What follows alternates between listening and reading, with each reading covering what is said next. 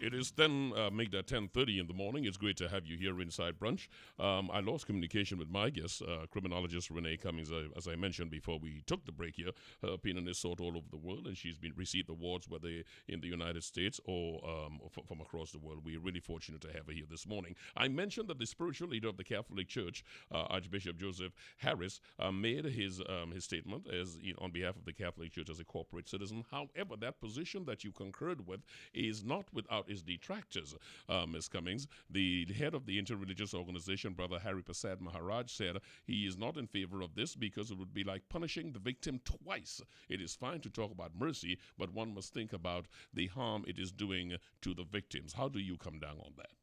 Well, I come from a scientific space. I don't come from an emotive space. Across the world, there's been extraordinary amount of resources and technical talent spent on prison reform.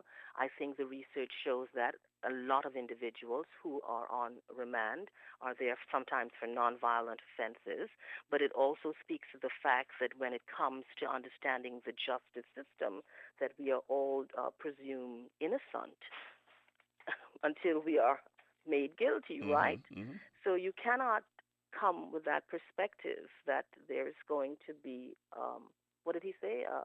He said it would be like punishing the victim twice. All right, so this is what I said initially. You've got to do your risk assessment and you've got to look at the individual and the kinds of risk the individual may present to the witness, the victims, Mm-hmm. the communities. And once that risk assessment is done, you're not going to open the gates of remand and just tell everyone to come out onto the Exactly. streets of Port of Spain. Let's be honest. There must be some level of methodology. There's going to be a certain level of case review. It's something that's going to go to the top, probably senior counsels in this country who are going to review the situation. It's something that must be done because you cannot have someone on remand beyond the time they're supposed to be there. In countries like Canada, you spend 7 days in remand and that's it. You Right. cannot hold someone against their will. A pre-trial detention, the overuse of that is criminal in itself. It's a human rights crisis across the world. Thank you. South Africa, Latin America, all over the world, people are looking at this. You just can't hold people. You can't do it, right? So, I understand that there is an issue for a victim, but the person doesn't just come out. There has to be the risk assessment that's done. But oftentimes those individuals are there and they need to be released because there really is nothing to keep them beyond the fact that the case management system in the criminal justice system is moving so slowly. That And is you why can't, I'm go sorry. ahead. I'm sorry. Please go ahead. No, and decisions when it comes to criminal justice cannot be arbitrary, capricious, or excessive. It cannot be. It is always refreshing to have you with us. Are you still there with us? Yes, Oh, I yes, am. I'm sorry. I said it's always refreshing to have you with us because at the end of the day, I'm going to reiterate what you said, what we know to be the fact. If you are on remand, you have been charged, but you have not had your day in court. You are innocent until such time. So while on the one case it is stated that one has to either the general feeling is well, if you're held by the police and you're in remand, you're guilty or something. No, that's not the case. I am innocent until I've had my day in court. A breakdown of remand yard prisoners indicate that 42% of them are on murder charges, calculates to 900 and 39 people. 11% on drug possession charges. 7% have been charged with sexual offenses. 12% have been charged for lesser offenses, including child maintenance and traffic offenses. Some of these traffic offenses, some of these minor things are the things we're talking about that we cannot keep people locked up in jail. These numbers put together brings you a total of 1,600 people in remand. And as we said before, some of them for periods going up to 10 and 11 years.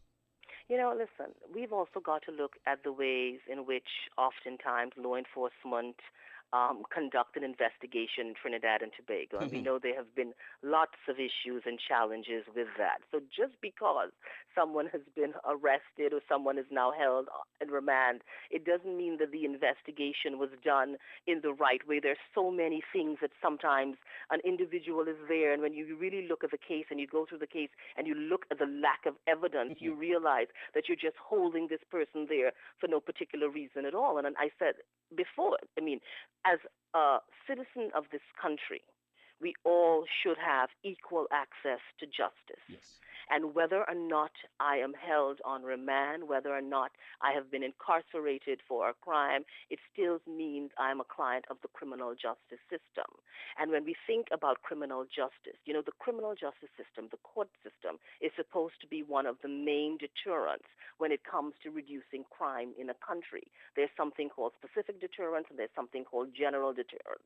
General deterrence is that there is a law, and if you break that law, you face the chances of being incarcerated. Mm-hmm. Specific deterrence speaks to the kinds of sentences people get. And once a sentence is given to a particular crime, you as an individual says to yourself that, listen, that's not the kind of sentence that I'm going to make. We know that the criminal justice system, the administration of justice, must be swift, it must be certain, and it must be severe. If you have someone on remand for 14 years or even past 3 months or a year or 2 years, it means that you are not certain, and they're not certain that a punishment is supposed to become. Yes. And if you have them there for over 10 years, it definitely undermines swift, right? And by keeping them there without any punishment, it undermines severe. So by holding someone on remand for a time that they're not supposed to be there undermines every tenet, every foundation of what criminal justice is supposed to mean. Criminal justice has got to be real time, and it has got to be on time. And if it's not working, it's not working. So His Grace is quite correct. And it is a major human rights crisis across the world. So I think we need to get with the program, Rennie. I think you are right, and if you think I'm spending a lot of time in this area, you're right, because there are many people who don't understand what is remand, don't understand what the system does by holding people way beyond the time. By that point you keep making repeatedly, someone in remand is a client of the state. Then folks don't understand that if you held for this long and you have not had a trial, you've got to, it's like being in a barrel of crabs. You've got to learn to operate like a crab just to survive. After you have done the necessary things to survive, then you come out, if you're lucky. You come out and folks expect you to be reincorporated in society. That is not going to happen because your entire approach to life, your belief in a system has been shattered. So there is a possibility that we could, in fact, be nurturing, be training criminals to put back on the street. Is that too much of a stretch? Well, it's a bit of a stretch, right? Definitely it's a bit of a stretch. So definitely the individual, I mean, listen, it's just a waste of human life because what you are taking from someone are their productive years. And Mm-hmm. people need those years to produce, to earn a living, to raise a family. You're keeping families apart. You're keeping children and parents apart, siblings apart. You're destroying families. You cannot keep someone in detention beyond the time that they are supposed to be there. Mm-hmm. It is an indictment on your criminal justice system. It is an indictment on the access and the administration of justice. Justice is a service. The criminal justice system provides us with service. Just like you go into any establishment and you're looking for good customer service, there is something called excellence in customer service delivery when it comes to criminal justice. And justice systems across the world are redesigning and redefining their system to deliver excellence in service for individuals. You cannot deliver excellence in service when you have individuals in scenarios and situations and spaces as there are in this country. For years, we have spoken about closing down that jail in Port of Spain. It should not be there. The fact that you had a recent jailbreak continues to tell you that it is a major security risk on any level. The fact that we have our prisons officers up in arms about the kinds of challenges that they are facing within the confines of maximum security prisons. I mean, there is so much going on telling you that you need to be reformed, but at the end of the day, people must understand that we cannot waste human life. Human life is something that is precious. Each of us has an opportunity to become something extraordinary in this life. And you've just got to be real with that and understand that individuals have a right to be presumed innocent until proven guilty. But in practice, there is a great violation of that. And you cannot keep someone in pre-detention trial. You just can't keep someone in detention. Criminologist Renee Cummings, who allowed me just to indulge a little bit in my stretch a moment ago. And it was almost for the reason that you articulated. After a while, family members of a detainee, one who is in remand, for instance, seeing that the system is not working, I'm talking about young folks growing up, seeing the system is not working for their brother, their father, or mother or sister, after a while, they become so jaded that they don't believe in the system, which comes back to Well, what you that's said earlier. exactly legal cynicism, and that is Yes. why people in this country take violence into their own hands because the criminal justice system is just too low and too slow, and this is what we call violent retribution. And violent retribution actually is a phenomenon in criminology that people have been looking at extensively, even in the Black Lives Matter movement in the United States, and Mm-hmm. the kinds of violence that they saw happening recently in the last few years in Milwaukee, in uh, New Orleans, and they've been looking at that, and particularly the fact that it's real. When people lose faith in the criminal justice system, it brings your society to a very low place. I got just about 10 minutes with my guest, or 5 minutes again with my guest. I just want to follow through on a couple of things.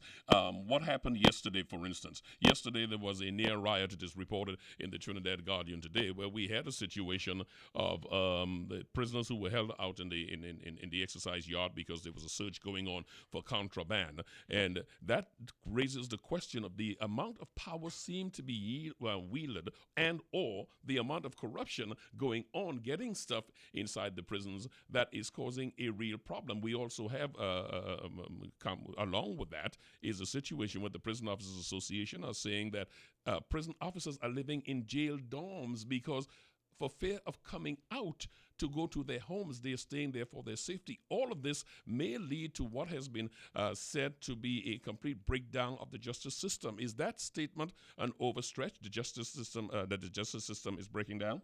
Oh no, that one isn't an overstretch because Mm-hmm. I think the justice system has been down for a very long time in this country, and I keep saying is that we have got to have the political will to pull it up. For too long, there's been just too much lip service and just a lot of talk, Mm-hmm. but no one is really sitting down and looking at how things have fallen apart in this country. And when you have high rates of violence, high rates of crime in general, when you have a very low detection rate. You've got to ask for persons on remand for times that they're not supposed to be there for extended periods of time. You have got to ask yourself, what do we need to do to get this right? Because a society with a justice system that is broke cannot be a society rich in experience for the individuals living in it. And Mm-hmm. for too long, our justice system has been broken in this country. This is one part that I found rather disturbing because alongside that story that spoke of prison officers living in the dorms, and it applies to everything we're saying because part of it said that part of the reasons the prisoners were upset and taking out these so-called behind prison walls contracts on prison officers is because they were subject to jammers being turned on after 8 p.m. And post the unfortunate killing of Senior Superintendent of Prison David Millett, they say he had ordered that these jammers be turned off after 8 p.m. But after his unfortunate death, that these jammers were turned off again after 8 p.m. I am sorry. We are negotiating now with people in prisons. I mean, that to me was most shocking. All right, so I'll tell you this. I've not read that story, so that information that you're presenting to me is all new. And as much as it is certainly an eye-opening situation, I definitely try to do my research outside of media reports, maybe Mm. because I've been a journalist for so long. Yes, and it was a media Right. report. Let me quickly say that. Yes. Hmm. Yes, it was a media report. So I don't really base my the things that I believe on what has been written in the newspaper because Hmm. we know there's always different sides to that story, and I've been a journalist for just way too long. So Hmm. I like to do my own research and get a little more research as to what's going on. We know for too long we've had a problem in our prisons when it comes to the prisons officers, when it comes to that relationship between the prisons officers and the prison population. We know we have overcrowding. We know our prisons are really not up to any sort of good practices internationally, even from an infrastructural approach. We know the kinds of programming that we have in prison are not even within best practice rehabilitation. We know we are challenged when it comes to creating reentry operations. We have all the challenges.